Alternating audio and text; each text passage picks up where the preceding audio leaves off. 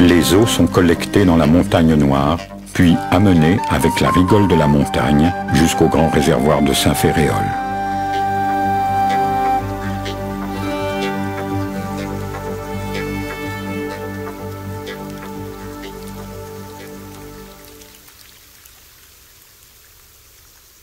Alors Saint-Ferréol, d'abord pourquoi Saint-Ferréol?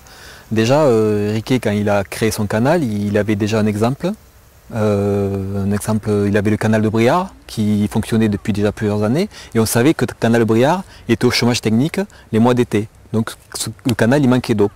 Et ce qu'a fait Riquet, lui il avait cette hantise, c'était de manquer d'eau. Donc il lui fallait une grande réserve d'eau, un magasin d'eau comme on appelait à l'époque. Donc ce magasin d'eau, au début Riquet avait pensé à plusieurs petits magasins tout au long de la rigole de la montagne.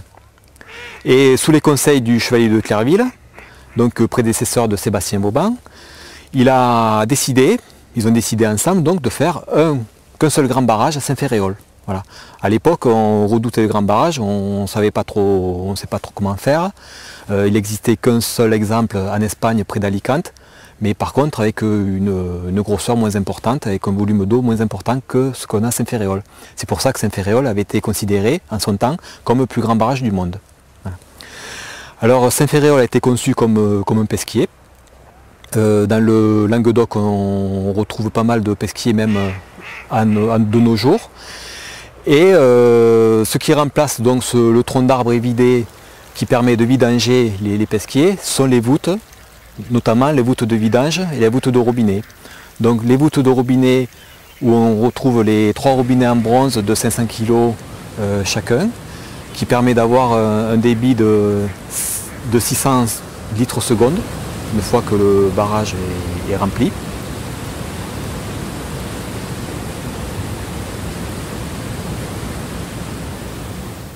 Le bassin de Riquet, lui, avait une capacité de 4 millions de mètres cubes. Voilà. Vauban, lui, il était en 1686, il est venu ici sur les lieux, il a visité la Montagne Noire, il a visité les Camas, Saint-Ferréol, et il a apporté plusieurs modifications. Il a notamment apporté 2 grandes modifications ici. C'est d'une part, il a créé la voûte Vauban au Camas, donc il a relié les eaux de la Montagne Noire, de la rigole de la Montagne Noire, pour les faire déverser directement à Saint-Ferréol. Par contre, ensuite, il a dû rehausser le mur du barrage Saint-Ferréol pour agrandir cette capacité Saint-Ferréol. Mais actuellement, on a une équivalence entre la capacité, la contenance du canal du Midi et la contenance Saint-Ferréol. Il faut approximativement tous les deux 6 millions de mètres cubes d'eau.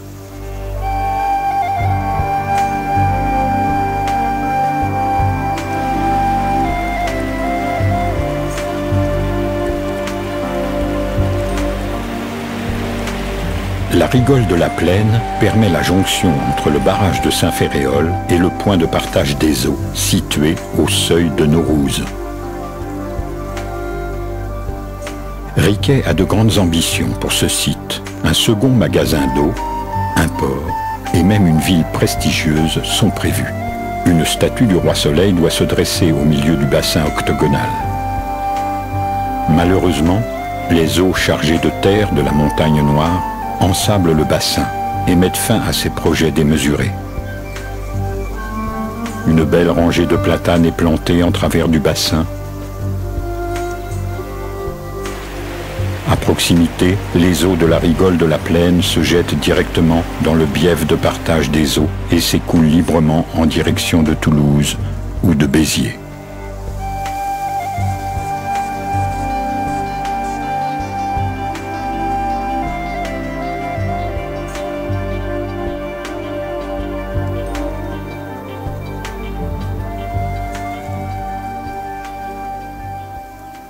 Plus tard, les descendants de Riquet feront ériger un obélisque sur les pierres de Naurouze, en hommage à leur illustre ancêtre.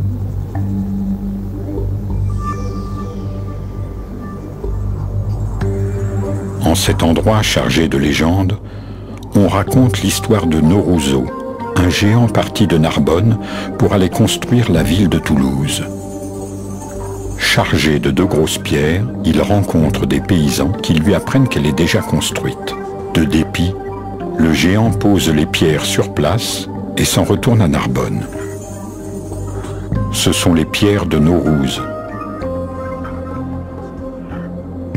Selon une prédiction de Nostradamus, la fin du monde arrivera lorsqu'elles se rejoindront.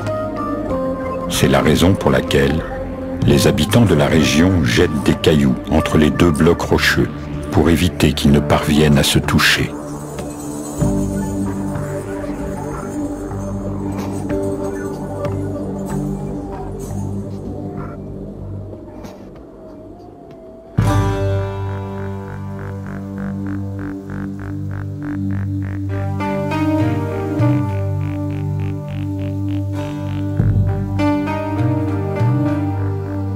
Partons à la découverte du canal du Midi et de ses ouvrages.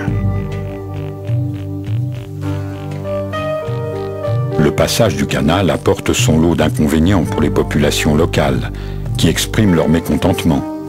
Imaginez un paysan qui doit faire un détour de plusieurs kilomètres pour rentrer sa moisson.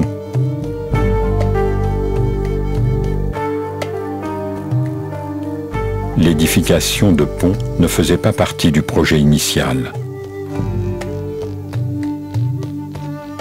Riquet est alors missionné par le roi de rétablir les communications grâce à des fonds supplémentaires.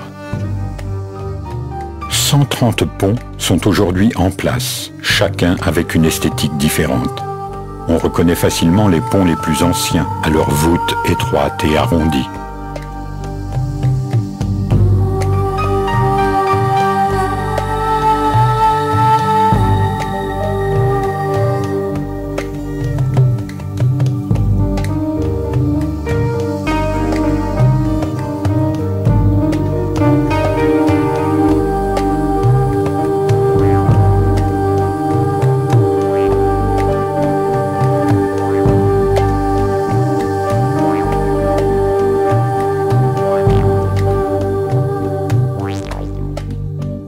Il y a un tracé qui est défini. Dans le devis et l'édit de construction de 1666, le tracé est défini. Donc on sait que le canal ne passe pas par Castelnaudary et Carcassonne. Passe à quelques 5-10 km. Riquet voit le problème, enfin le manque à gagner que ça va poser, parce qu'en évitant des villes comme Castelnaudary et Carcassonne sur le tracé d'un canal, on se prive d'une activité importante. Donc il va voir les consuls ou les consuls viennent le voir. On sait jamais trop comment les choses arrivent à se nouer. Bon, en tout cas, c'est à peu près certain que si les consuls n'étaient pas venus le voir, ils seraient allés les voir. Et il y a une négociation qui s'engage pour faire en sorte que le canal desserve les villes au plus près. Donc pour Castelnaudary et Carcassonne, en 1670, il écrit à Colbert en lui dressant un tableau assez avantageux et en racontant, bon, Castelnaudary c'est une ville importante, mais c'est une ville où il y a beaucoup de chômage, enfin il y a beaucoup de misère et elle tirerait un grand profit à ce que le canal passe sous ses murs. On est venu me voir pour faire en sorte qu'on dévie, que l'on améliore le tracé initial. Qu'en pensez-vous? Et pour Carcassonne, c'est la même chose, sauf que pour Carcassonne, la population est plus riche. Il y a des industries drapières à Carcassonne qui fait que l'économie fonctionne bien au XVIIe siècle. Et Colbert répond à Riquet, je suis d'accord, à partir du moment où ça ne coûte pas plus cher au roi. Autrement dit, il faut que les surcoûts soient pris en charge par les communautés à qui ça va profiter. Pour Castelnaudary, les choses vont être acceptées. Donc les consuls de Castelnaudary vont accepter de prendre en charge les surcoûts. Donc il y a certainement le diocèse de Saint-Papoule, duquel dépend Castelnaudary, qui a dû appuyer la demande de la ville, de la cité, qui a permis à ce que le financement des travaux, le surcoût des travaux soit pris en charge. Et le tracé du canal va être modifié. Et on va aller on construira le canal qui passera au ras des murailles de Castelnaudary, hein, en créant un port, en créant une activité importante autour du grand bassin, puisqu'on va à Castelnaudary construire des barques, on va fabriquer des cordages. Les écluses de Castelnaudary à 4 bassins vont permettre l'implantation de moulins. Et puis en plus, il manquait à Riquet un port dans le Lauragais qu'il va trouver très commode d'être établi à Castelnaudary. Pour Carcassonne, le tracé initial passe à une dizaine de kilomètres au nord de la ville. Les consuls n'ont pas voulu prendre en charge le surcoût de la création du canal et du détournement du canal par la ville de Carcassonne. Donc on en reste au premier tracé. Et l'ouverture du canal en 1681 verra des bateaux éviter, on passe quand même près pour des bateaux qui passaient jamais dans la zone, mais on sera obligé de créer une liaison, d'améliorer les liaisons routières entre le canal et Carcassonne, de manière à ce que les transbordements de marchandises viennent vers le canal ou aillent vers la ville. Le canal du Midi ne passe par Carcassonne que depuis le début du XIXe siècle.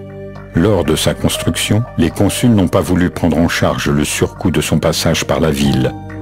Avant la Révolution française, une déviation du canal sera décrétée afin de relancer l'économie de la ville. La ville de Carcassonne profite aujourd'hui pleinement de la renommée de l'œuvre tricentenaire de Riquet. Elle bénéficie de la présence de 2 sites classés, avec le canal du Midi et sa cité médiévale.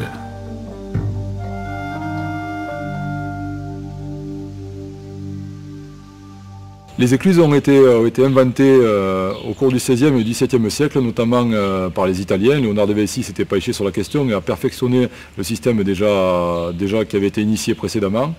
Il s'agit tout simplement d'un ascenseur à bateau qui permet de passer d'un tronçon de canal qui est à une certaine altitude à un autre qui est soit au-dessus, soit au-dessous. Les écluses donc sont munies de portes et de vannes qui permettent de faire rentrer ou sortir l'eau et les bateaux. Et ces portes et ces vannes sont manœuvrées par les éclusiers qui donc ont pour principale fonction de permettre aux bateaux de franchir les ouvrages dont ils ont la charge.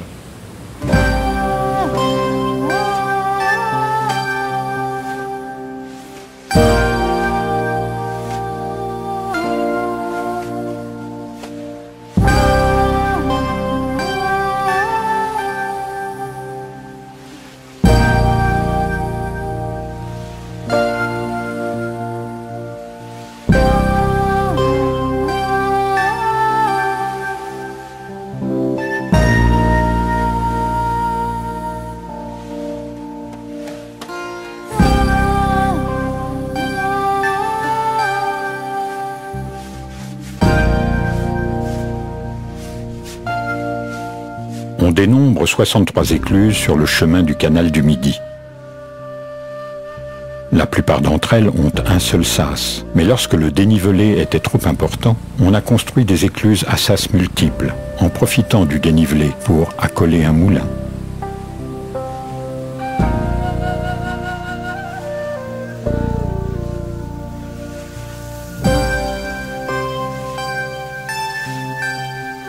Des maisons ont été construites sur la berge de chaque écluse pour loger l'éclusier.